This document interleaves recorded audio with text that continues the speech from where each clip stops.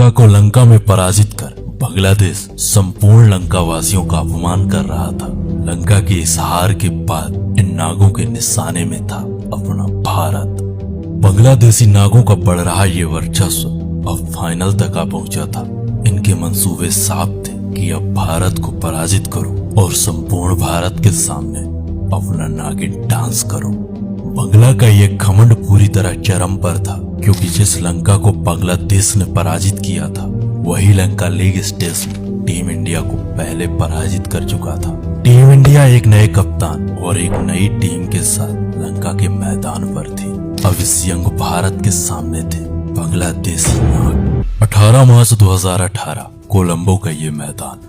दोनों टीमों के कप्तान अब मैदान पर थे। लंका और भारत के लोगों से भरा हुआ यह स्टेडियम उस दिन उस नाच के अंत का गवाही बनने वाला था। कप्तान रोहित ने टॉस जीतकर पहले गेंदबाजी करने का फैसला किया। बंगला की ओर से ओपन कर रहे थे तमीम इकबाल और लिट्टन दास। इन दोनों बल्लेबाजों ने एक शानदार शुरुआत दी। शुरुआती 3 ओवर में बांग्लादेश 26 रन बना चुका था। ऐसे में कप्तान रोहित ने सुंदर को आक्रमण पर बुलाया। सुंदर ने आक्रमण में आते ही सबसे पहले लिट्टन दास को अपना शिकार बनाया। उसके बाद 5वें ओवर में यजुर्वेंद्र चहल ने बांग्लादेशी ओपनर्स का फन को चल दिया। बंगला के दोनों ओपनर अब मैदान छोड़ चुके थे, लेकिन चहल का पलटवार अभी भी जारी था। ठीक 3 गेंद बाद चहल ने एक बार फिर से सौम्या की सरकार गिरा दी। पावर प्ले खत्म होते होते बांग्लादेश मैच 40 रन बना पाता है और अपने 3 बड़े विकेट खो चुका था। शुरुआती 3 ओवर में 26 रन बनाने वाला बांग्लादेश अगले 3 ओवर में मैच 14 रन बना पाता है और अपने 3 बड़े विकेट बैक टू बैक खो चुका था। परंतु रहीम और रहमान ने बंगला को संभालने का प्रयास किया और इन दोनों के संघर्ष के चलते बांग्लादेश 10 ओवर में 68 रन बना चुकी थी। इस साझेदारी को तोड़ने के लिए कप्तान रोहित ने अपने बाम अस्त्र यानी यजुर्वेंद्र चहल का प्रयोग किया और उम्मीद के मुताबिक चहल ने रहीम को अपना शिकार बनाकर बंगला को एक और बड़ा झटका दिया। बांग्लादेश के शुरुआती 4 बल्लेबाज अब पवेलियन की राह पकड़ चुके थे, परंतु सब्बिर रहमान का संघर्ष अभी भी जारी था। रहमान के संघर्ष के बदौलत बंगला का स्कोर 15 ओवर में 110 था। 16वें ओवर तक सब्बिर रहमान का अर्धशतक आ चुका था। अर्धशतक के बाद सब्बिर रहमान और विस्फोटक हो चुके थे। 17वें ओवर में सब्बिर रहमान ने विजय शंकर को बैक टू बैक 2 बड़े शॉट खेल करके विजय के इस ओवर में 14 रन कोट देते। सब्बिर का विस्फोट अब प्रारंभ हो चुका था, परंतु इस विस्फोट के बीच में एक गलतफहमी और उस गलतफहमी का शिकार हो जाते हैं साकिब अल हसन। साकिब के आउट होने के बाद भी बांग्लादेशी नागों का आक्रमण जारी रहता है। विजय और शार्दुल की खराब गेंदबाजी के चलते 18वें ओवर तक बांग्लादेश 145 रन बना चुकी थी। 19वें ओवर में उनादकट ने सब्बिर रहमान का विकेट लेकर के टीम इंडिया को कुछ हद तक राहत दी, परंतु तब तक सब्बिर रहमान 50 गेंदों में 77 रनों की एक ताबड़तोड़ पारी खेल चुके थे। अब बांग्लादेश की पारी का 1 ओवर बाकी था और उस ओवर को फेंक रहे थे लॉर्ड शार्दुल। शार्दुल के इस आखिरी ओवर में मेहदी हसन मिराज 18 रन कूट दिए और इन 18 रनों की बदौलत बांग्लादेश के खाते में 166 रन हो चुके थे। 40 रन पर अपने 3 विकेट खोने के बाद बांग्लादेश अब 166 के एक सम्मानजनक स्कोर तक पहुंच चुकी थी। ये रहा बांग्लादेशी बल्लेबाजों का स्कोर कार्ड और ये रहा इंडियन गेंदबाजों का स्कोर कार्ड।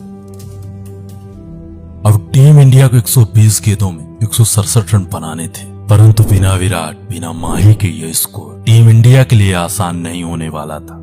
ऐसे में संपूर्ण जिम्मेदारी कप्तान हिटमैन और ओपनर शिखर के कंधों में थी। ऐसे में उम्मीद थी कि रोहित और शिखर टीम इंडिया के लिए एक शानदार शुरुआत करेंगे और इस शुरुआत की बदौलत टीम इंडिया बड़े आराम से इस लक्ष्य को अचीव कर लेगी और इसी उम्मीद के साथ संपूर्ण भारत इस मैच को देख रहा था।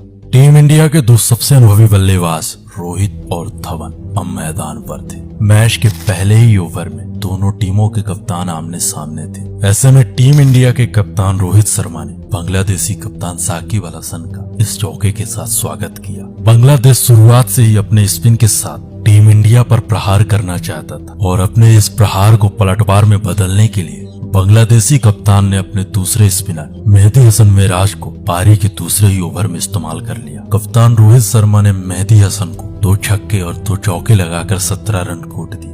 टीम इंडिया पावर प्ले में एक शानदार शुरुआत कर चुकी थी। कप्तान रोहित शर्मा बांग्लादेशी गेंदबाजों पर टूट पड़े थे। बांग्लादेश शुरुआत से बैकफुट पर नजर आ रही थी, परंतु बांग्लादेशी कप्तान साकिब अल हसन ने शिखर को अपना शिकार बनाकर बांग्लादेश का मिनी कमबैक कराया। सुरेश रैना के इस विकेट के साथ बांग्ला का ये मिनी कमबैक अब महा कमबैक में बदल चुका था। परंतु उस दिन कप्तान रोहित के इरादे कुछ अलग ही थे। एक तरफ से team India back to back अपने बड़े विकेट खो रही थी, वहीं कप्तान रोहित शर्मा बांग्लादेशी नागों की पिटाई कर रहे थे। उस दिन कप्तान रोहित शर्मा ने अकेले पावर प्ले में 39 रन बना डाले। अब पावर प्ले खत्म हो चुका था और टीम इंडिया का स्कोर 56 पर 2 विकेट था। पावर प्ले अब खत्म हो चुका था और सब कुछ टीम इंडिया के कंट्रोल में था। Required run rate team India के मुताबिक चल रहा था। ऐसा लग रहा था कि ये मैच पूरी तरह टीम इंडिया के कंट्रोल में है और टीम इंडिया को एक तरफा जीत मिलेगी। लेकिन 10वें ओवर में टीम इंडिया केएल राहुल का विकेट खो चुकी थी। अब अगले 60 गेंदों में टीम इंडिया को 83 रनों की जरूरत थी।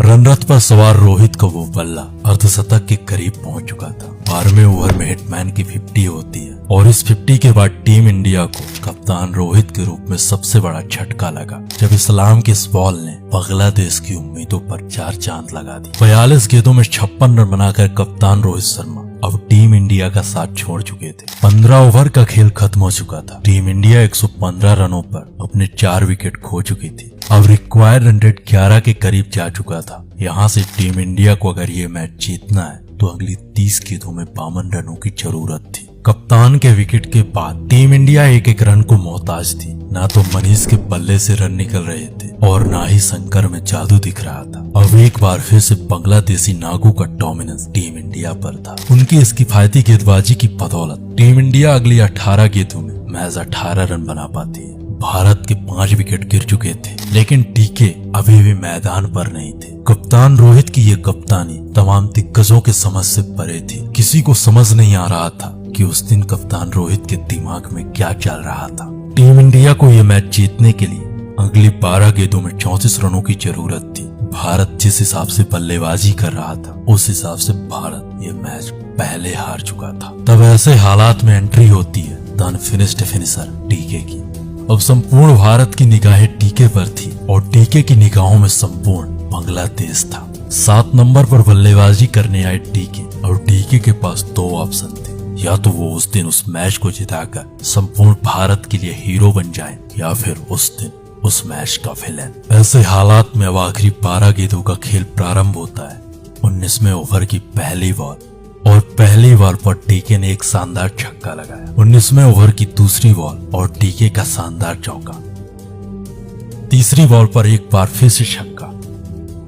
टीके ने शुरुआती 3 गेंदों में 16 रन कूट करके ये मैच बराबरी पर लाकर खड़ा कर दिया। अब अगली 9 गेंदों में टीम इंडिया को 18 रनों की जरूरत थी। 19वां ओवर खत्म होते होते टीके ने टीम इंडिया के लिए 22 रन बटोर दी। अब ये मैच जीतने के लिए अगली 6 गेंदों में 12 रनों की जरूरत थी। अब अगली 6 गेंदें डिसाइड करने वाली थी कि ये मैच, ये फाइनल या तो भारत के शेर जीतेंगे या फिर बांग्लादेशी नाग।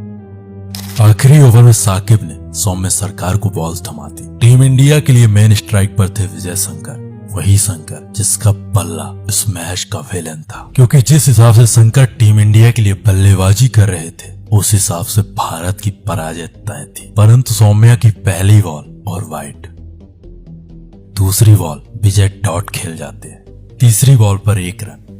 शुरुआती 2 गेंदों में 2 रन आ चुके थे। अब अगली 4 गेंदों में 10 रनों की जरूरत थी। परंतु टीके ने 1 रन लेकर के विजय को एक बार फिर से स्ट्राइक पर ला दिया। ओवर की चौथी बॉल। अब यह मैच किसी भी तरह भारत के हाथ में नहीं था क्योंकि विजय के बल्ले से ना तो बॉल टकरा रही थी और ना ही विजय के बल्ले से रन निकल रहे थे। परंतु चौथी बॉल पर विजय ने एक चौका लगाकर भारत की उम्मीदों को जिंदा रखा। अब अगली 2 गेंदों में 5 रनों की जरूरत थी और विजय एक बड़े शॉट के प्रयास में कैच आउट हो जाते हैं। मैच के सारे समीकरण अब पूरी तरह बांग्लादेशी नागों के पक्ष में जा चुके थे। इस फाइनल मैच की ये फाइनल बॉल बाकी थी और मेन स्ट्राइक पर टीके नाम का तूफान था। संपूर्ण भारत उंगलियां कस करके बैठा था। लंका भी बांग्लादेशी नागों की पराजय देखना चाहता था। मैच अपने हाई इंटेंसिटी को पार कर चुका था। 2 देशों की पब्लिक एक साथ मिल करके एक शॉट का इंतजार कर रही थी। लोगों का जश्न अब दुआओं में बदल चुका था। अब सबके मन में दुआएं थी। उस दिन टीके के लिए संपूर्ण भारत, संपूर्ण लंका एक साथ एक स्वर में प्रार्थना कर रहा था। मैच की आखिरी बॉल। भारत को जीतने के लिए चाहिए 5 रन। सरकार के हाथ पर बॉल और सामने दिनेश कार्तिक। सरकार ने ऑफ साइड में फुल लेंथ की बॉल फेंकी और दिनेश कार्तिक का ये शॉट फ्लैट सिक्स। देखते ही देखते उस खामोश ग्राउंड में नागों के फन निकल चुके थे। संपूर्ण लंका उन बांग्लादेशी नागों के सामने नागिन डांस कर रहा था। चारों तरफ स्टेडियम में इंडिया इंडिया टीके टीके की गूंज थी। देखते ही देखते दिनेश कार्तिक उस दिन 2 देशों का हीरो बन चुका था। कार्तिक के से एक छक्के ने बांग्लादेशी नागों के जबड़े से उस दिन जीत छीन ली थी। टीम इंडिया के डगआउट में जश्न का माहौल था। सारे खिलाड़ी दौड़ करके मैदान में आ पहुंचे थे। कोई टीके को उछाल रहा था तो कोई टीके को शाबाशी दे रहा था। कहते हैं कि यह मैच कई बेहतरीन मैचों में से एक है और इस मैच को बांग्लादेश अभी भी याद करके रो देता है।